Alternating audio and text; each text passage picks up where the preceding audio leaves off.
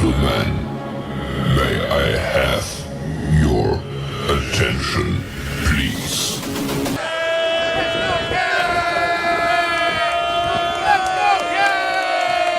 The show starts in 3, 2, 1, go.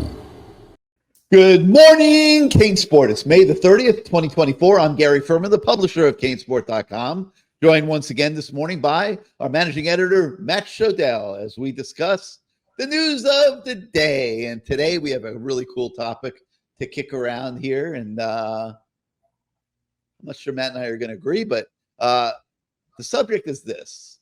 Are there enough footballs to go around for all the guys on the Miami Hurricanes offense that are expecting to get touches, that are expecting to shine, that are expecting to showcase their skills for the National Football League, et cetera, et cetera, et cetera? And we even throw an extra layer into it. Will the culture that Mario Cristobal has instilled in this football team carry the Hurricanes through this very pertinent issue this fall? And Matt, there's a lot of guys looking to eat on this offense. I love it. I love the personnel acquisition. I love the way it's coming together. I have the vision.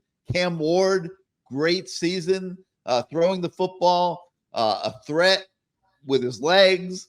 Damian Martinez running through defenses. We had the debate the other day. Can he gain 1,500 yards? Imagine this. A guy does not have one carry yet for the Miami Hurricanes, and we are debating here whether he can get 1,500 yards this season. Justifiably, possibly, by the way. I think it's justifiable debate. You got a tight end position where guys are looking good, expecting to be part of the offense again this season. You got a receiver position, Xavier Restrepo, 1,000-yard guy coming back. Jacoby George looking to have a career breakthrough season that will showcase himself for the National Football League. And Houston's best receiver, Sam Brown, coming through in the transfer portal. It is an embarrassment of riches, Matt, for the Miami Hurricanes offense, at least on paper. But when the games start and the reality hits, are there going to be enough footballs to go around for all these guys to achieve the individual goals that they are going to bring into this 2024 season? I'm not convinced. I hope the culture that Mario has instilled will preside over any issues that could evolve from guys not getting the ball as much as they would like. But how in the world are you supposed to keep all these guys happy? Well, you sort of missed the point of the story, which I haven't gotten to the story yet. I'm just talking about the topic. Well, okay. Obviously, the Cam Ward could break the touchdown passing record, which is I think 29 by Steve Walsh, I believe. He should break it, in my opinion. And I think the passing yards record is somewhere in the 3,600 range. I think Bernie Kosar had that. So, there are enough balls to go around. 3,600 passing yards. Last year, Shannon Dawson really played 3 receivers almost all the time. So if you're talking about breaking that record, 3,700 yards, 3,800 yards passing, you could have 3,000-yard receivers, right? I mean, they're not going to. But yeah, certainly statistically, there should be more than enough balls to go around for everybody. Because if you for instance, you look at Shannon Dawson's last year at Houston, right? Dominant offense, which Miami should have here, but I mean, off the charts dominant. The quarterback, Clayton Tune, 40 touchdown passes, right? The 3 main running backs combined for over 1,200 yards, 12 touchdowns rushing, and Clayton Tune ran for 500 yards and 5 more touchdowns, right? So the ground yardage was outstanding. The passing yardage was outstanding. And in the passing game, there really was only one major force, and that was Tank Dell. No surprise, But the situation at Miami is different because at Houston, there only was one major guy, and they were playing subpar competition. So, of course, if you have Tank Dell in it, who's an NFL rising star, in my opinion, right? That was the talent they had. Nobody could stop that guy. So you're going to throw him every time. But at Miami, in this particular case, they have so many different weapons that they can spread the ball around, and everybody should be able to get their catches and get their yards and get their touchdowns. But again, that's not what the story's about. What the story's about is there's going to be certain games where certain players are just taken away. You know, that's what defenses try to do. And a good offensive coordinator will recognize that and not try to force the ball to that person. You know, fans got crazy about Van Dyke forcing the ball to Xavier last year, right? And what you don't want this to descend into is a playground football, you know, where every guy's like, throw me the ball, I'm open, you know. What it has to be is a culture, a team culture, which I'm going to call rare in the NIL era. I'm going to call it rare because the NIL era is pay for play. And if you're not playing, if you're not getting reps, if you're not getting the ball, you're not getting paid. And these are athletes, not student athletes, who need to get paid. So if there's a game or 2 games or 3 games where a player is not getting the ball thrown to him enough, does he have a Gary Ferman like fit? Throw his arms up in the air, storm around? Or does he just say, listen, you know, I understand these guys were open. These guys made plays. We're winning games, hopefully, right, if you're a Miami fan. And that's fine. Let the other guys take me out of the game. That'll open up the game for other players.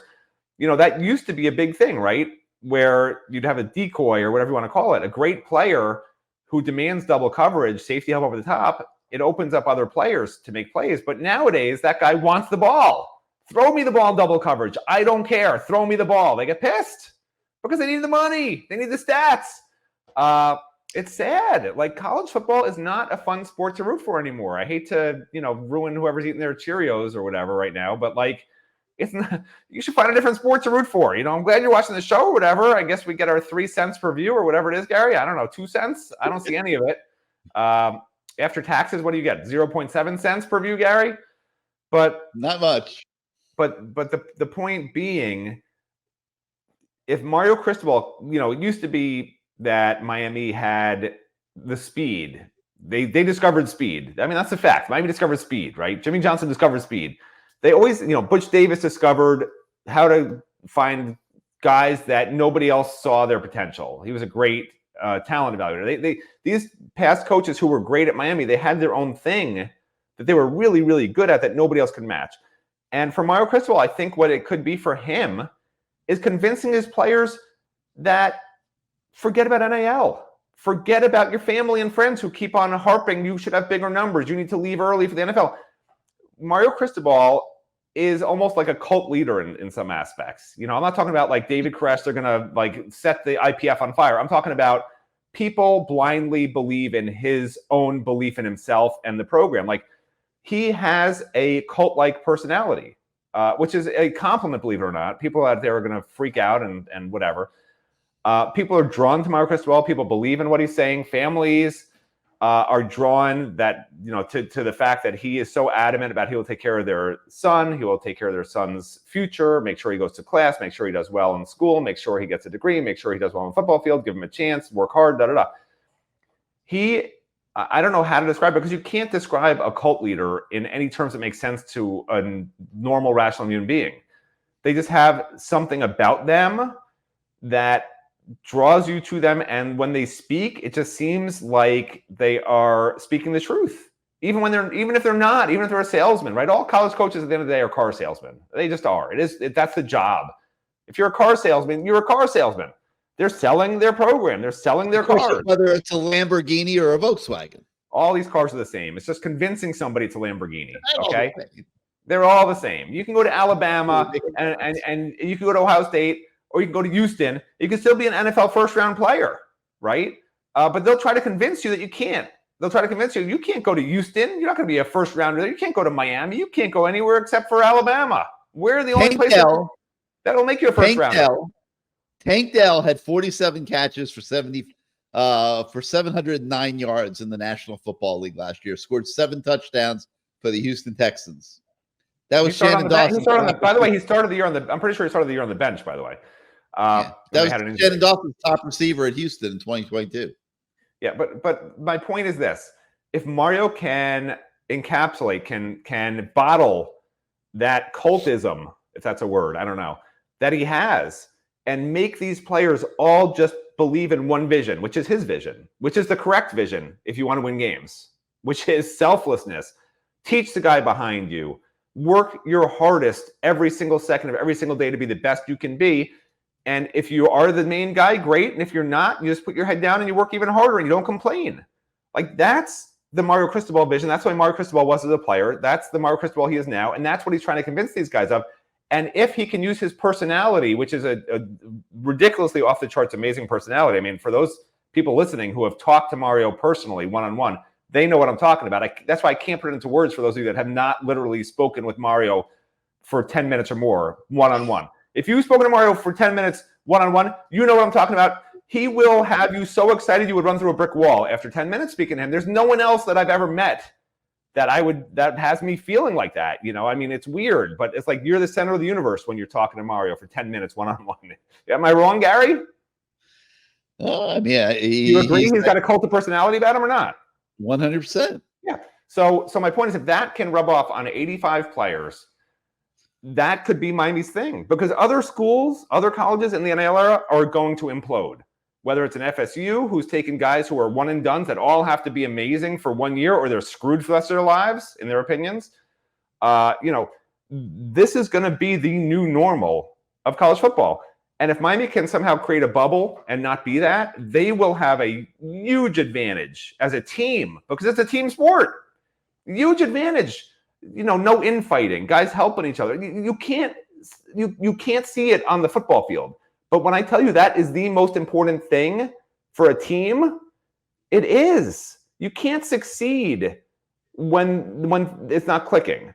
And the Mario Cristobal cult of personality can make this happen. And that honestly is why I don't think it matters if these balls get spread around and everyone eats or not. Because if they all buy into what Mario's selling, it's not going to matter. And there will be games where guys don't get as many carries or as many throws or as many balls as they want. That's obviously going to happen. It happens every year in every game. It's how it's dealt with internally by that player, how he processes it, and how he looks to his head coach and how the head coach deals with it. And I think Mario is going to be off the charts. You guys all know I'm the most negative person in the world. There's nobody better than Mario Cristobal at convincing players to believe in something that may not even be true. And that's a good thing in football, And I think it can happen. Like, I think the story on the website today could be the key to the whole season, the most important key to the whole season, more important than an FSU game, than a Florida game. The most important aspect for this season and moving forward into the future is what's in that column today. And I'm not even kidding. All right. So are there enough footballs to go around for these guys or not?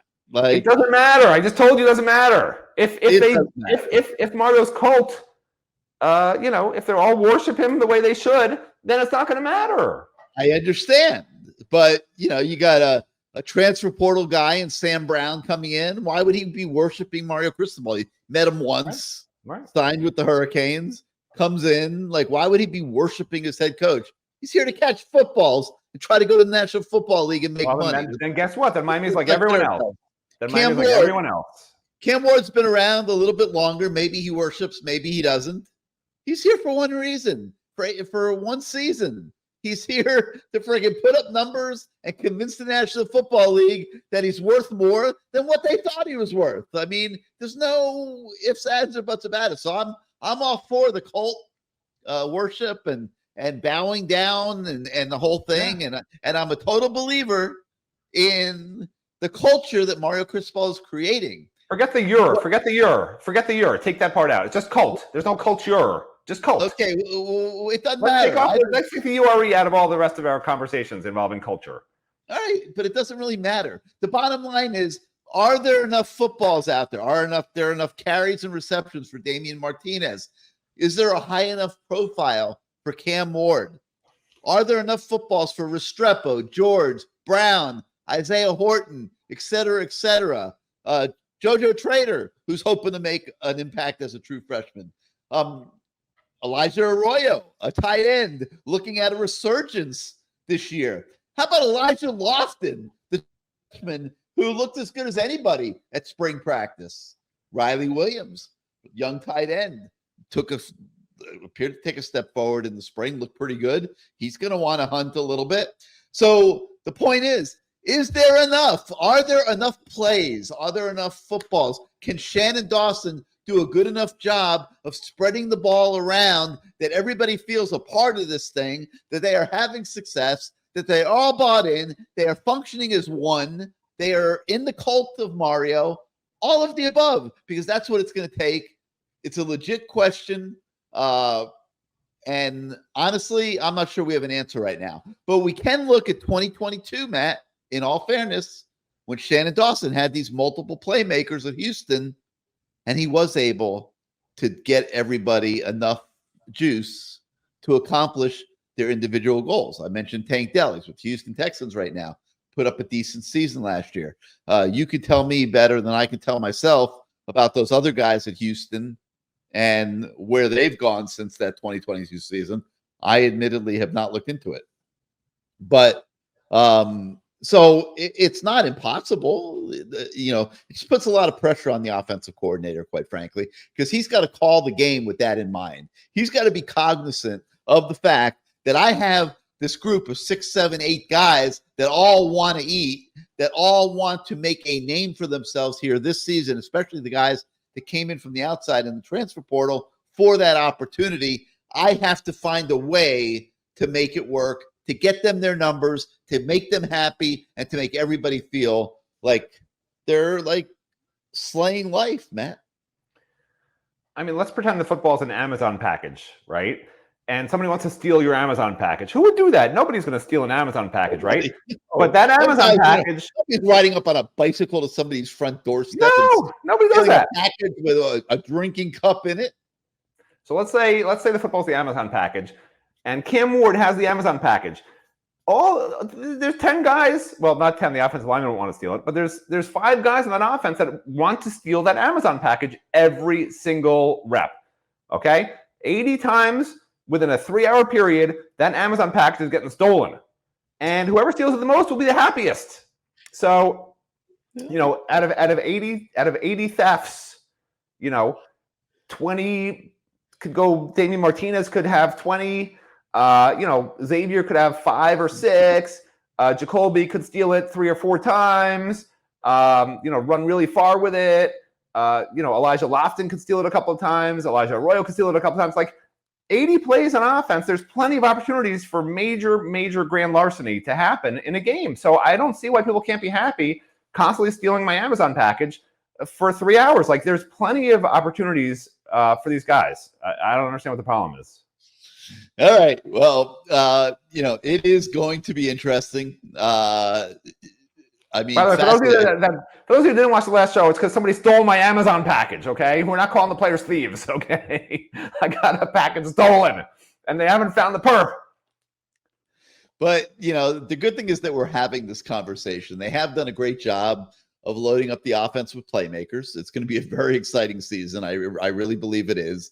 The schedule is very favorable to everybody getting opportunities to hunt. The pressure is on Shannon Dawson to make it happen. It just is.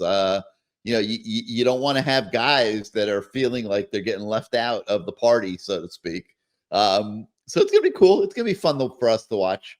But just something to think about. And we do have a story on the website today for you guys to check out and see what you think, and then post your ideas on the message boards at CaneSport.com. No, do not post your ideas on the message board. No, post your ideas. And if you're not yet a subscriber to CaneSport.com, please head on over to our website, become a member. You will not be happy. We got a great community of fans. We got a staff here that I know I'm really happy with. I think we got a great staff, great mix of guys that are working every minute of every day to enhance your fan experience and give you things to think about and talk about. And come on over. Your subscriptions allow us to do what we do every day.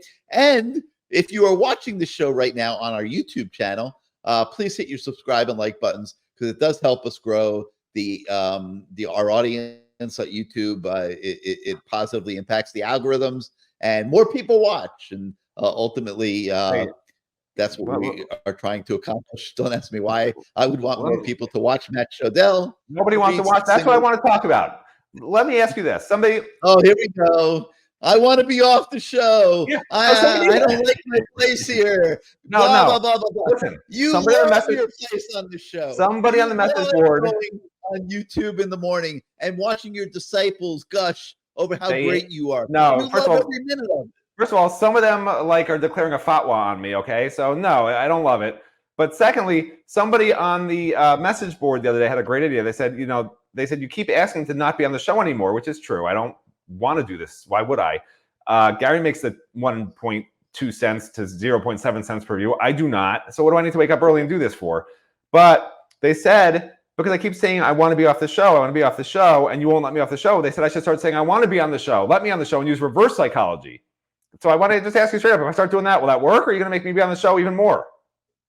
It's not going to work. People I love want to you. be on the show. I love the show so much. You. Please let me be on the show all the time. I love this show so much.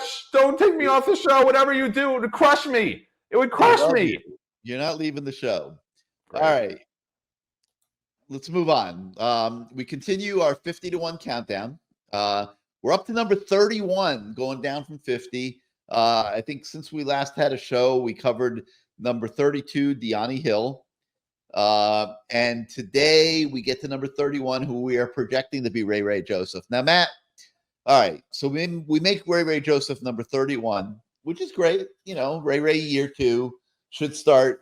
You think he would start to find a role, except how about this? How about they picked up Sam Brown? Isn't Sam Brown Ray with experience?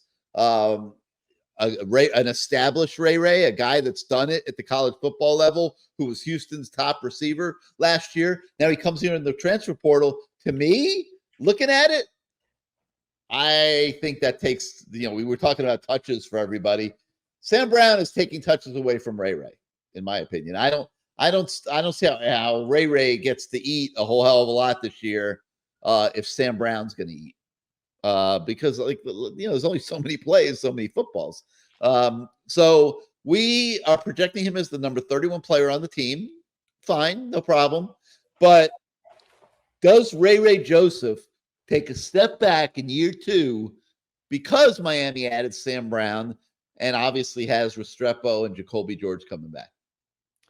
It doesn't matter because he can't leave this year. The new transfer portal rules are, before you could literally leave any time in August as long as you can roll somewhere else before the start of the season. Now guys are stuck. And all 3 guys, Sam Brown, Xavier Restrepo, Jacoby George, are going to be gone. Am I wrong? I think they're all going to be seniors, right? Maybe not Jacoby. Let me take a quick look. But the point being, Xavier's going to be gone, and that's Ray's position. So he has every chance in the world to be a starter the following season. Now, did he expect to come in here and sit in the bench for 2 years? No. But yeah, all 3 are seniors. But with that said, this is what needs to happen at Miami. Guys need to be okay sitting for 1 or 2 years. I think 3 years is too much to sit in this day and age. But 1 or 2 years, not getting a lot of reps, and then basically competing to start being a starter in year 3. To me, that's okay. That's how it used to be. And that's a fine pattern as long as you have NFL level talent, not that you're going to be an NFL first and second and third round draft pick like Gary wants, but just like a really good college player, right? You need that across the board. And as you look at, I think it was it, how many draftees did Ohio State have this past season in the NFL? Was it, am I misunderstood? I don't want to say 17 because that sounds crazy, but they had a ton of people. I honestly didn't pay attention to how many draftees Ohio State had. Yeah, they had a ton of draftees, but like that. So I'm going to take a quick look here while you talk over the next segment. But like that's what Miami needs, like that level of draftiness. I'm going to pick up words all show today. That level of draftiness across the board at all different positions, between the first round, last round, just really good players. Every single year, stacking classes, stacking guys behind them. And when you do that, you got to sit a year or 2. So it's okay that Ray is not going to be a real player until year 3. To me, I know he probably is disappointed and will be disappointed this year when he finds out he's not playing much, which he probably already anticipates. But that's just what it's going to be. They got to play the best players and they got to win games. And then they got guys behind them who are ready to step in when their number's called. Ray will probably get some opportunities as a kick returner. I think there's a great chance of that. And should be involved. Whether it'll be to his satisfaction or not, don't know. But, it just goes back to the issue that we talked about earlier. Are there going to be enough opportunities for everybody? But he's a legit number 31. I think. I mean, Ray looked like he was getting better in spring practice. And if they use him and ask him to do some things, I think he will have the capability. He dropped a couple balls, which was not good, but it will be interesting to see where his level is in fall practice and whether he can convince Shannon Dawson to give him a chance to do some things this season. Yeah, So by the way, it was Michigan. Michigan had 13. Texas had 11 this year. Draftees. So yes. So we take a look at number 31, Ray Joseph, today. All right, moving on to another story that's kind of cool.